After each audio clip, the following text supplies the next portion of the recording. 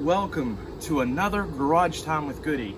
And what we're going to do today, we are going to change an idle pulley on a 2005 Dodge Durango 5.7 liter Hemi edition. Well, let's get to it.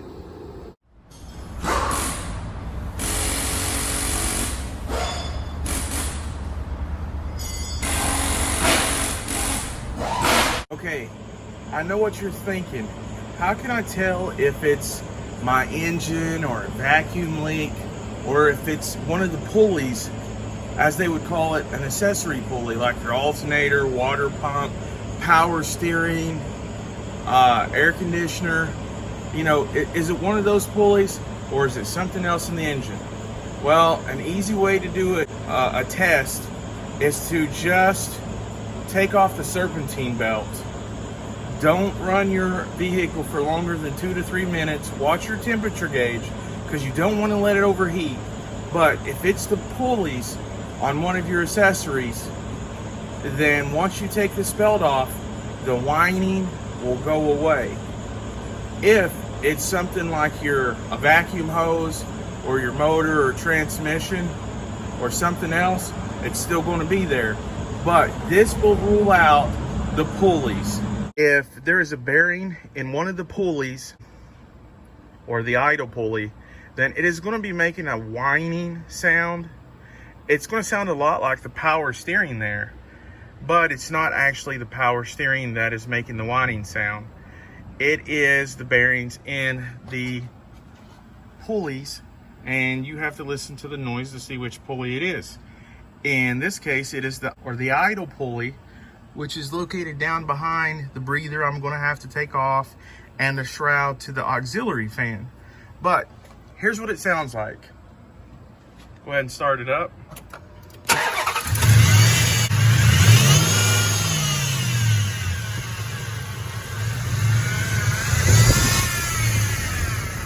Okay, step one, what we're going to have to do is we're going to need to take this breather.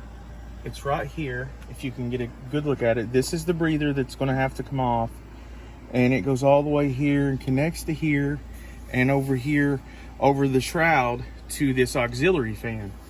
So then there is this hose right here that just pulls. You don't have to pull really hard, and see, it just comes off of the breather right there. And I'm going to set it to the side up by the battery. And there is this bolt here that connects to inside the throttle body. So I'm going to want to loosen that up.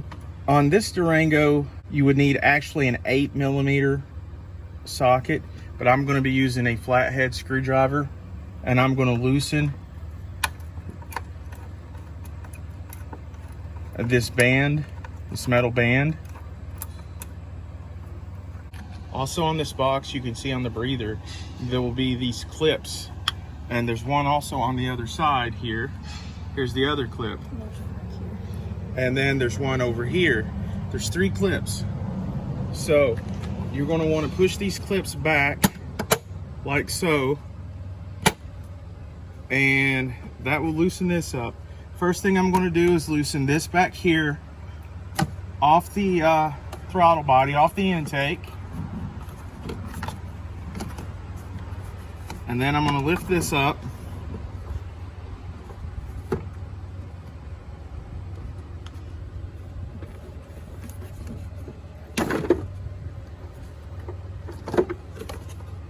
This is what the breather looks like once you take it off. Now that I have the breather off, you can kind of see the shroud to the auxiliary fan, which is this right here. This is going to have to come off so that I can get access to the pulleys underneath there. And what I'm going to have to do is I'm going to have to take this hose off, which is connected to the radiator.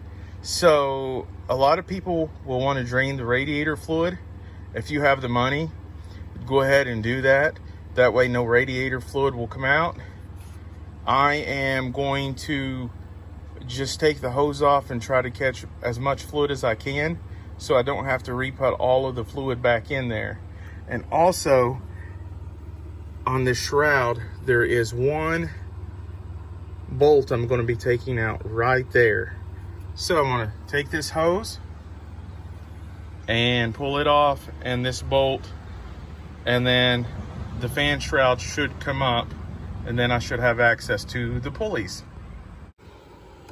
Now this probably isn't the best way to do this. Like I said, you should drain the fluid, but what I'm going to do, I'm going to save some of my fluid, and I'm going to take this hose off from the top. I've got a pair of channel locks here, and I'm going to move this back, and I'm going to hold this hose up, and you can see some of the radiator fluid is coming out of the radiator there.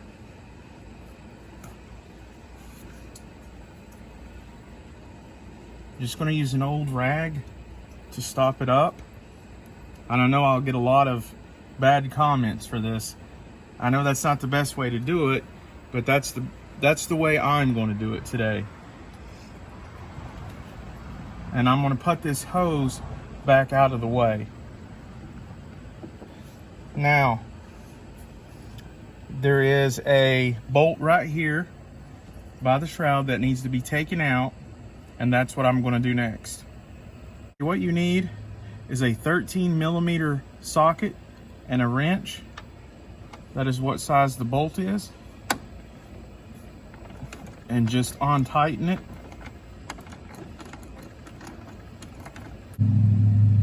And I'm just going to go ahead and take this out, hand take it out here. I'm going to lay it where I'm not going to lose it. And then we are ready for the next part. So what I'm going to do, instead of taking the radiator and everything out to take the shroud out, this shroud does have a little bit of clearance that you can move up and get access to the pulleys. And you can see down here, this pulley is the idle pulley, and that is the one that's making the sound like the power steering pump. So we're going to replace this one right here. So you kind of want to have a diagram of your serpentine belt. When you take this off, try not to let the serpentine belt come off, but just in case it comes off, make sure you have a diagram of how it goes back on your vehicle. You put it over the idle pulley, and you want a 14mm ratchet and socket. That is what this takes. Good tip while you're doing this, especially if you're doing this by yourself. See how this slides up and down and moves? A good thing is if you have like a pipe or bar to hold this in place, and put this underneath here. Set the pipe or bar the way you need it so that so the shroud will not come down on you. See? And then you can test it that this will not come down. So I have clearance to the pulley. What I'm doing is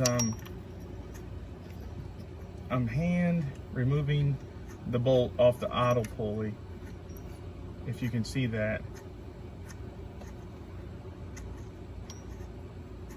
And the serpentine belt is still around it, in case you were wondering. This is a pretty big bolt, so just be patient with it.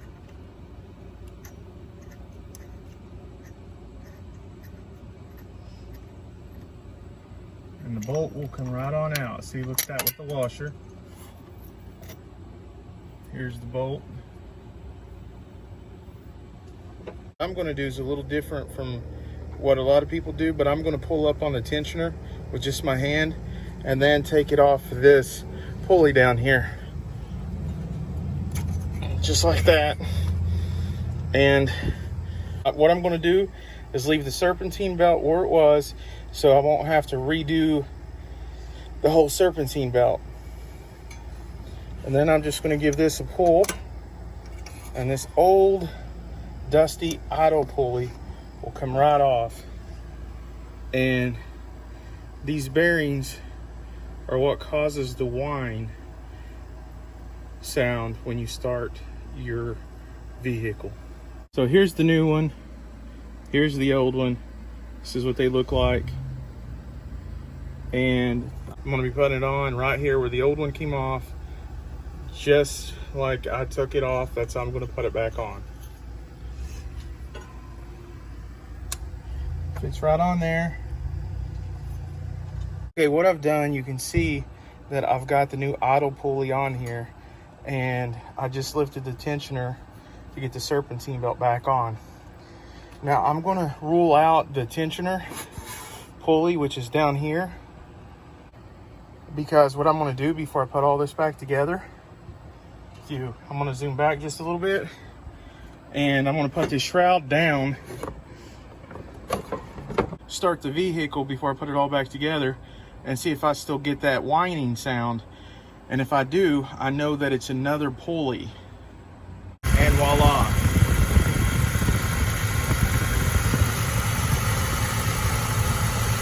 I'm going to put this 14mm bolt back into the plastic housing of the fan shroud, or the fan shield, whatever you want to call it. That's this piece right here. Takes a 13mm bolt. This is a 13mm ratchet and socket. I'm going to tighten this back up. And after I tighten it back up, I'm going to reconnect the radiator hose, which I have out of the way right there.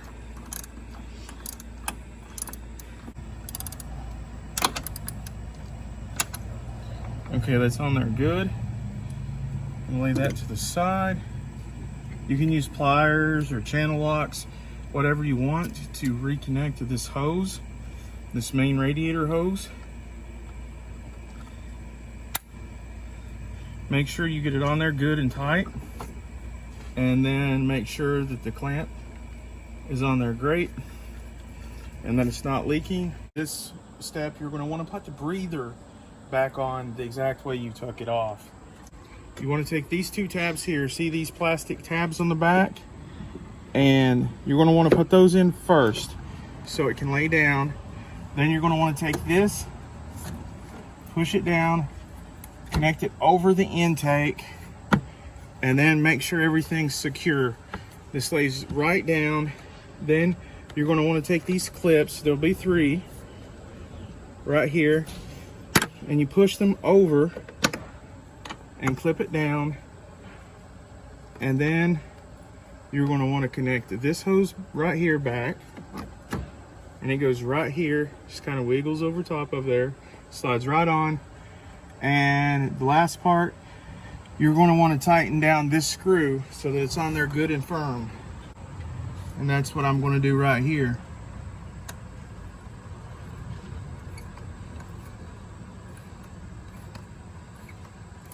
And this will ensure it's on good to the intake.